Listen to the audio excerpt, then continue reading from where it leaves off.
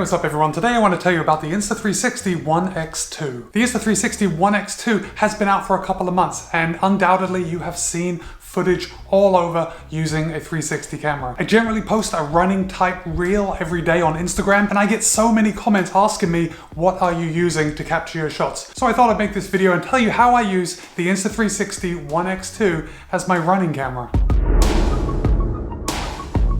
Let me tell you what this video is not going to be. This is not going to be an all-encompassing review of this camera and all of its features. This camera can do a lot of stuff, and to be honest, I use a very limited number of the features available. Okay, let's just get this part out of the way. Does this camera compare to a GoPro? And I did think about doing a comparison video of the GoPro Hero9 versus the Insta360 One X2, but they're really not comparable. They are apples and oranges. The GoPro Hero9 is a single lens, much higher resolution camera. GoPro Hero9 can shoot up to 5K. Now the highest resolution that the Insta360 One X2 can capture is also 5K, but this is a dual lens camera. You can see here we have one lens here, one lens on the other side. So when the One X2 is talking about 5K, it is encompassing a 360-degree sphere. So while the GoPro can capture 5K in a 16:9 box, the Insta360 captures 5K in the entire sphere. Everything around you is being captured at all times on this camera. And what that means is when you bring it down to a usable footage, so when you bring it down to 16:9, it brings down the resolution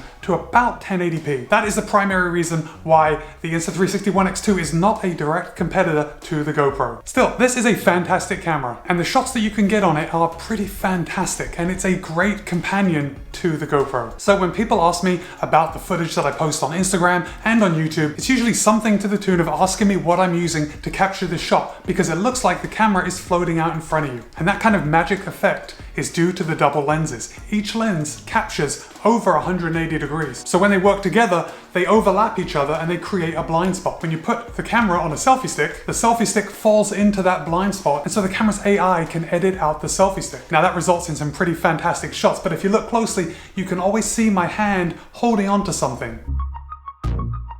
Now Insta360 has come a long way with the One X2 from its predecessor, the One X. And I've been thinking about getting a 360 camera since all the way back in the One X, but the one thing that kept me from getting it was that the One X was not waterproof. Then Insta360 came out with the One R, but the modular design wasn't really something that really appealed to me, and when they came out with the One X2, they made it waterproof. And that is when I decided that it was resilient enough for me to go ahead and get it. The One X2 is rated IPX8, which means it can be submerged up to 10 meters deep. Now, while I don't plan to take it swimming with me, I do want a camera that can stand up to running in the rain. If I drop it in a puddle, I want it to be okay. If I sweat profusely and the whole thing gets covered in sweat, I don't want it to break, and it won't because it's IPX8 rated. Now, I know I did just say if I drop it in a puddle, I want it to be okay. It will not be okay. The One X2 and any 360 camera by design is going to be very fragile, and that's because these lenses stick out past the body. That means if you were to drop it in a puddle, if you were to drop it anywhere, one of these lenses is going to get scratched. And if you get a scratch on the lens, it pretty much bricks this whole thing because you will see it in every single shot. Now Insta360 knows this, and they provide you with a little neoprene case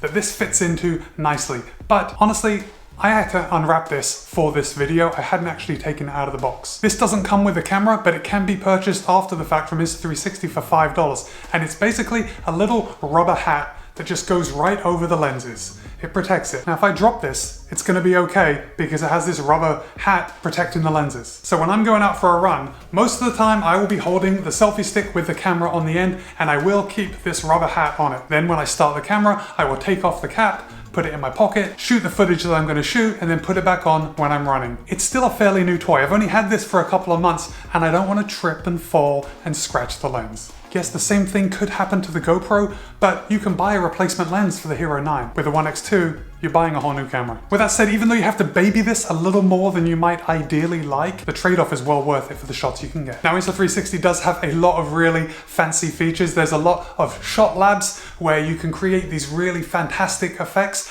I'm not going to go into that here because I really don't use them. And while it can take photos, I haven't taken one photo with this camera. I use this as a running video camera and nothing else. So let's go back to resolution, because I already told you it can shoot 5K at 30 frames a second. You can also change the frames per second to 24 or 25 if you're in 5K. And that's it. Now that's a downside because I can't slow that down anymore to get that buttery slow motion that I love to capture. In order to slow it down, you actually have to lower the resolution. In 4K, I can shoot in either 30 frames per second or 50 frames per second. Now obviously with the 50 frames per second, I could slow it down by half. That's really not slow enough. To get that buttery smooth slow motion, you need to drop it down to 3K. And when the camera is set to 3K, it can shoot in 100 frames a second. Now, I know what you're thinking. Matt, you were just complaining about the 5K being the whole sphere, and when you bring it into a square, it brings it down to like 1080p. Obviously, the 3K is substantially less. And while you're not capturing cinematic quality, I would say the 3K at 100 frames per second, it's good enough for social media. And even on YouTube, most people watch YouTube videos on their phones, so when the screen is really small, it's really difficult to see the poor quality of the 3K sphere brought down into one 16:9 frame. I would like to see future iterations of this camera raise the resolution and increase the frame rate. 5K at 100 frames a second seems a pretty good minimum, but it seems to be a pretty common complaint, and I'm sure Insta360 is working on it. Now let's talk about capturing audio, because when you're capturing audio, you want it to be clear. It is arguably the most important thing about video. I usually do not capture audio when I'm using the Insta360 One X, but it does capture very good audio because it has 4 mics surrounding the camera to give you 360 audio. We can see here right under the lens, and then on each side there is another little mic, and then right under the lens on the other side. So I haven't used this camera too often to capture audio, but here's just a sample of my 5K time trial that I filmed the entire video using the One X2. Kilometer 4, 3:45, give or take a second. That was really tough. I'm still a couple miles from home, so it's going to be a nice cool down. Now while we're talking about audio, you should know that you can connect your AirPods to the camera. So now the audio is being captured through the AirPods mic. And let me show you another good feature of the camera. Because you are recording in 360, as I've said several times now, you are recording 360 degrees. So if I wanted to turn the camera around right now and draw your attention to what is on the screen of my computer, I can do that. Again, we move over to the iPad and we can see the logo, Be Kind, Be Happy, Run Well. Then it's back to me. That is especially good when you are out in the field running, because I can capture one clip. So I can edit a clip where the camera is on me for the whole time. Once I export that to my camera roll, I can go back, I can re-edit that clip to look at another perspective. In this case, you can see me running on some trails, the camera's on me, the camera's moving around nicely, but then we go to this next shot and it shows you what I'm looking at as I'm running on the trail.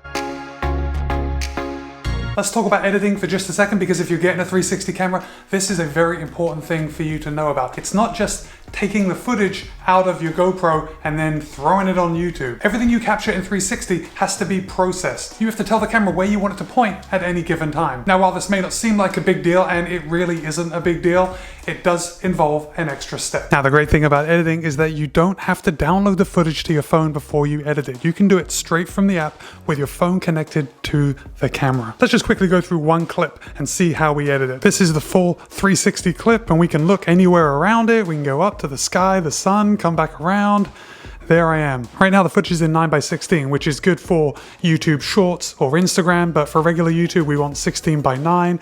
We can also change the aspect ratio to square, 1:1, or this panoramic view, which is 235:100. Next we're going to select the part of the clip that we actually want to work on. And I think here looks good because that's where the movement is. I'm going to select the scissor trim icon, press it, and then I'm just going to drag along. And let's just say these are the few seconds that I'm going to edit. Now I've shortened this clip from 2 minutes down to 13 seconds. Now I have to add pivot points or keyframes to the footage so the camera knows where to look at any given time. Let's just keep me in the frame, and I'm going to press this plus button, which adds a keyframe. Then as I move the camera around, I have to keep adding keyframes so I am remaining in the center of the shot. And this is what it looks like after adding the keyframes. We can see that the camera is rotating around me with me staying in the center. Okay, let's just erase all these edits and we'll start again, and I'll show you a little easier way. First of all, we are going to select the piece of the clip that we want to edit. Then when I press this plus button, we get a new menu that pops up on the bottom, and I'm going to press deep track. Then I'm going to draw a little box around me and start tracking. Then the AI will track me, keep me in the center of the frame, and makes my job a lot easier. Okay, let's reset the edits and start again for one more way. We're going to start by adding our first keyframe at the beginning. Then you can see this little planet icon on the bottom. That's viewfinder. Now it uses the gyroscope in the phone and you can point it whatever direction you want. You can go up, go down, go left, go right. And when you're ready to edit, you press the record button and you just move your phone to track the subject. It's not very good right here because I don't have too much room to move. If you slide the slider to the right, it comes up into tiny planet mode.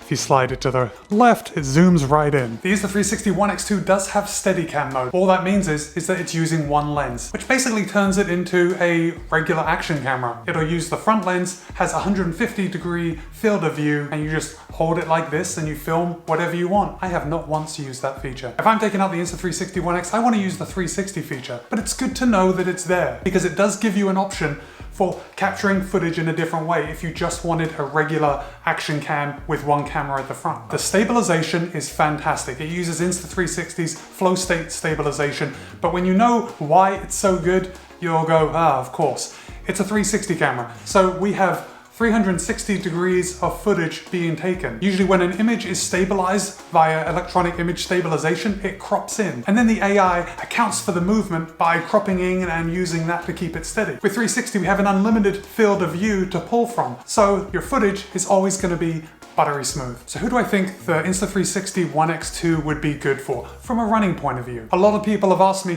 what do I like better? My GoPro Hero9 or the Insta360 One X2? To be honest, I've said that if I could only have one camera, I would choose the GoPro because it's more of an all-rounder of a camera. If it came down to it and I could only have one camera in order to speak to you guys and take a camera out for my runs, the Hero9 would serve that purpose. That doesn't take away from the Insta360 One X2. It does something different. It does something fascinating. In fact, I use the Insta360 One X2 a lot more than I use my GoPro on a daily basis because I'm talking to you on my mirrorless camera. So when I take a camera out with me when I go running, all I want is that running footage. And 9 times out of 10, I want the 360 feature so I can reframe it. It really turns out sweet. Which camera do you have? Do you use a GoPro? Do you use a 360 camera? Which do you use and why do you like it? Write in the comments below. If you've watched this video and you've thought to yourself, I really need to get a 360 camera, I really need to buy a GoPro, my affiliate links are listed down below. It's not going to cost you any more, but it does help support the channel. If you've been interested in today's topic, go ahead and hit that thumbs up button. New running videos at least twice a week. Be kind, be happy, run well. See you in a couple of days.